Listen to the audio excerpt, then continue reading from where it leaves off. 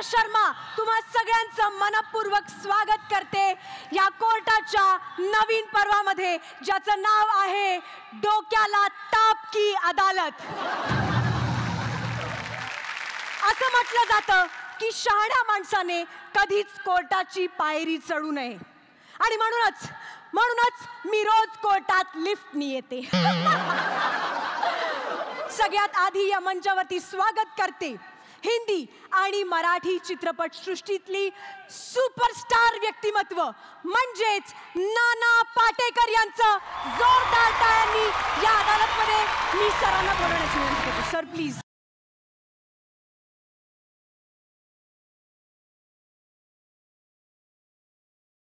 पण कोर्टाची कारवाई जर सुरू करायची असेल तर नियमाप्रमाणे आपल्याला जज साहेबांना इथे बोलवावं लागेल. त्यामुळे आजच्या जज साहेबांना मी मंचावर येण्याची विनंती करते. आजचे जज साहेब आहेत बॅरिस्टर काका. बॅरिस्टर काकांसाठी एकदा जोरदार टाळ्या.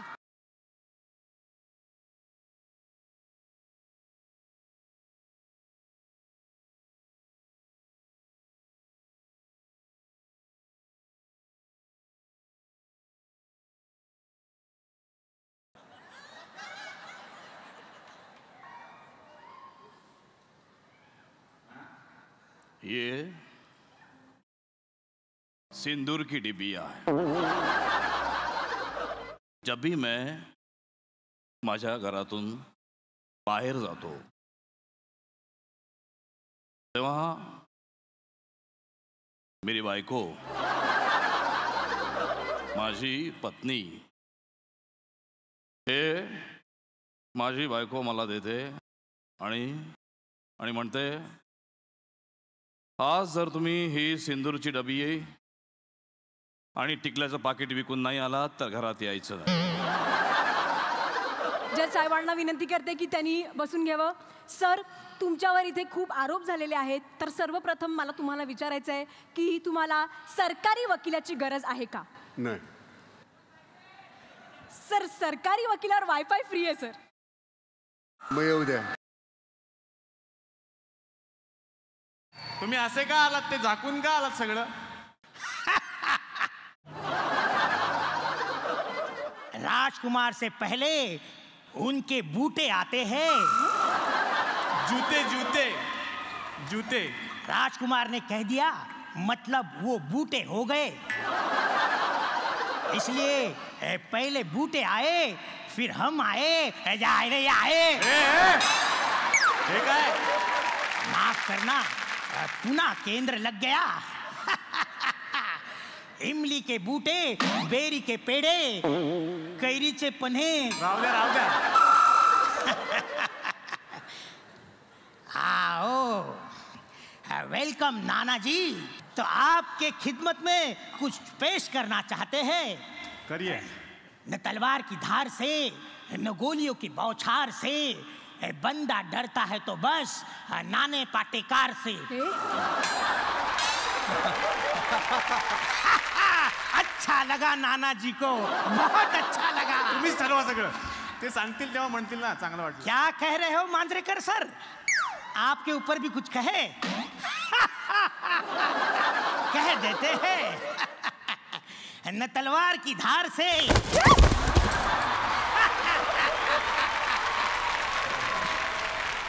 न तलवार की धार से, न गोलियों की बौछार से महेश मांजरेकर डरते हैं तो बस मेधा मांजरेकर से.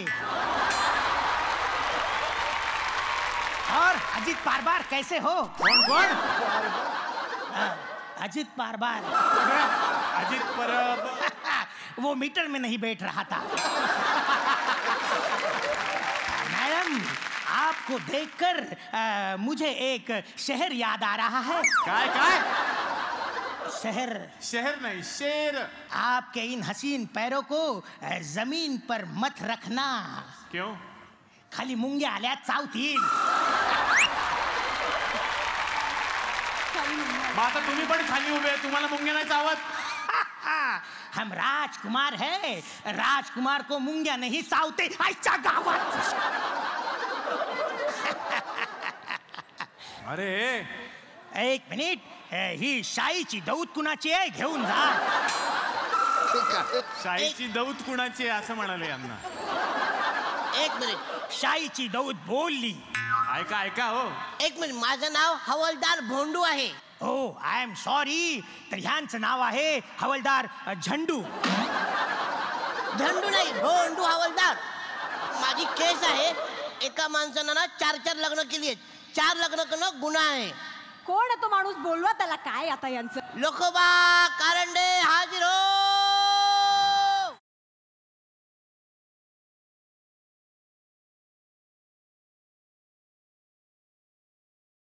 छान आहे सगळं. असेन मी एक नगण्य पात्र म्हणून माझ्या एंट्रीला एवढा विलंब. या नाट्याचार्याच्या अभिनय संपन्नतेकडे असं कानाडोळा का करावा. माझा अनुभव दांडका, शब्द संपत्ती भरपूर. कानेटकर, कालेटकर, शिवराटकरांचे पल्लेदार वाक्य टाळ्या वाजेपर्यंत खेचून न थांबता मला अव्यातपणे बोलता येतात. फक्त बोलताच येत नाही, तर बोलता बोलता समोरच्याला ब्लँक करता येतात. मग माझ्याकडे दुर्लक्ष का. बाई, तुम्ही काही म्हणालात, कितीही म्हणालात, तरी तो मी नव्हे.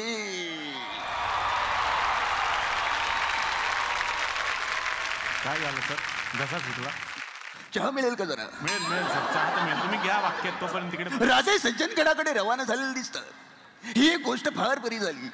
जे आम्हाला साधलं नाही ते कार्य समर्थक शिकलं जाईल. यात तुम्ही काय नक्की झाला. हे कार्य समर्थक शिकलं जाईल. राजे सज्जनगडाकडे रवाना झाले दिसतात. ही गोष्ट फार बरी झाली.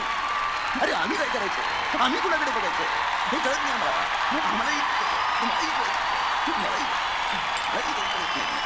प्रत्येक वेळी न्याय असं का करायचं. हे न्याय देवता, आम्हालाही न्याय दे. चहा पिऊन आम्हाला जरा बरं. सोलो लोक चालू आहे. हो चहावाले काका, तुम्ही बाजूला सरका. मध्ये कशाला आला. तर पुन्हा एकदा आपण या केसकडे वळणार आहोत. आणि नाना सरांवरती पहिला आरोप असा आहे. आपल्याला माहिती आहे की नाना सर हे खूप मोठे अभिनेते आहेत. अभिनय ते वेगवेगळ्या प्रकारचा करत असतात.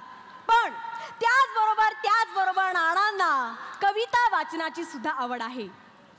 पण तरी सर आम्ही असं ऐकलंय की तुम्ही नवीन कलाकारांना प्रोत्साहन देता, तुम्ही नवीन दिग्दर्शकांना प्रोत्साहन देता, पण तुम्ही नवोदित कवींना प्रोत्साहन देत नाही.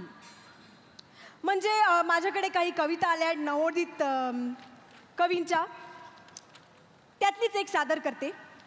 त्यातली का त्यांनी आरोप केलाय का. हा, तर कविता अशी आहे. तुझी आठवण येताच पाण्यात दगड मारला, आवाज आला डुबुक. वा, सर शब्दांकडे लक्ष द्या. नाही तिकडेच आहे, तुझ्याकडे नाही. तुझी आठवण येताच पाण्यात दगड मारला, आवाज आला डुबुक. तेव्हा तो म्हणाला तोबुक तोबुक तोबुक. मला तुझा हा आरोप मान्य आहे. अप्रतिम, फारच छान. पण नाना सर, असे लोक भेटत असतील, पुस्तकं वगैरे तुम्हाला देत असतील, त्यावरती तुमची प्रतिक्रिया मागत असतील, त्यावर तुमचं काय म्हणणं असतं. मी माझ्या पद्धतीनं देतो प्रतिक्रिया. म्हणजे कोणी नसताना. आणि खरं सांगतो, मकरंद अनासपुरेंना तुम्ही विचारा. आम्ही एक कविता संग्रह आम्हाला मिळालेला आहे, तो आम्ही खूप थकलो की तो वाचतो. अशाच अप्रतिम अभिजात आहेत त्या. तर सरांनी हा आरोप मान्य केलेला आहे. यावर मला सरकारी वकिलांना विचारायचे की त्यांचं काय म्हणणं आहे. जानते हो कविता क्या होती है. क्या होती है. जानते हो कविता कौन थी. कौन थी. हमारी डाव. हाँ? मेरी डाव आई है, मैं खेल रहा हूँ. मेरी कविता सुनना चाहोगे नाना जी. लकड़ी की काठी, काठी पे घोड़ा, घोड़े की दुम पे जो मारा हथोड़ा, घोड़ा म्हणाला, घोड़ा म्हणाला.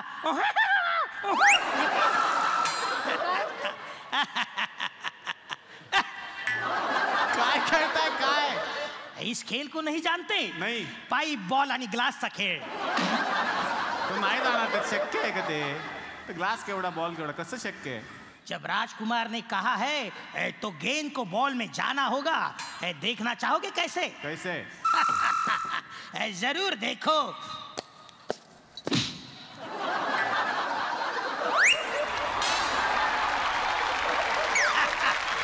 देखा इस बॉल में ये गेंद गया.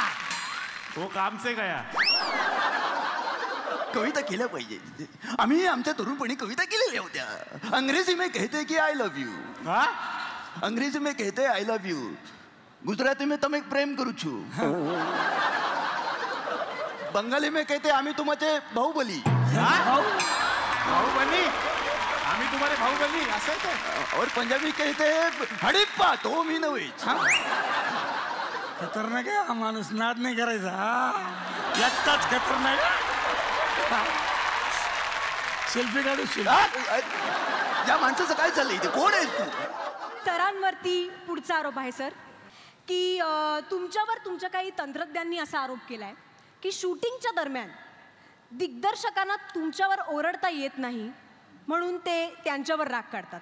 होय म्हणजे लेकी बोले सुने लागे जसं असतं तसं. होय. तर सर मला मांजरेकर सरांना विचारायचं की असं कधी झालं होतं का? काय होतं की एक सिनियरिटीचा मान ठेवायला लागतो कधी कधी. त्यामुळे काही करता येत नव्हतं. पण काय करणार ना, बोलता येत नाही. अरे पण मला एक साधा प्रश्न. बोलता येत नाही म्हणजे बोलता न येण्यासारखं मी काही करायचो का? नाही, इन जनरल काही असं असतं ना की एक आर्टिस्ट आपलं एक घेऊन येतो. मग ते रिहर्सलमध्ये कळतं आता वापरे. आता सांगायचं कसं, मग एक तिसऱ्यालाच एक आपण पाहुण्याच्या ते जाऊ दे साप मारायचा असतो ना पाहुण्याच्या काठीने. हां, तर तसं ते एक. अरे पण मी तुला दिग्दर्शक म्हणून मान्य केल्यानंतर तुझ्या डोक्यामध्ये ही का अडी होती? नाही, असं अडी काही नव्हती. मग अडी काही नव्हती, पण त्यांनी फायदा झाला की नाही तूही सांग तिकडे कोर्टात. आता मी जज साहेबांना विचारणार आहे की तुमचं यावर काय मत आहे? नाही, माझं म्हणणं एवढंच आहे की हा चहावाल्याचा जो चहा आहे हा एक उत्तम असा चहा यांनी या पोराने दिलेला आहे. आणि विशेष म्हणजे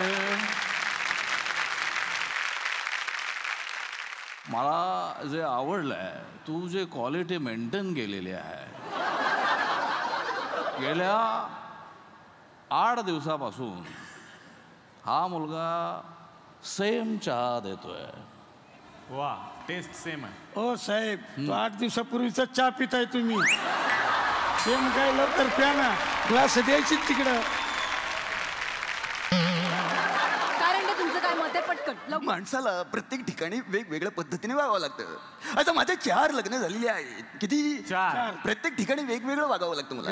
एका ठिकाणी जातो मी, तेव्हा बायकोला विचारतो मी, काय ग, कशी आहेस, बरी आहेस ना, चहा वगैरे देणार आहेस की नाही? पाहिजे का देतो ना आता.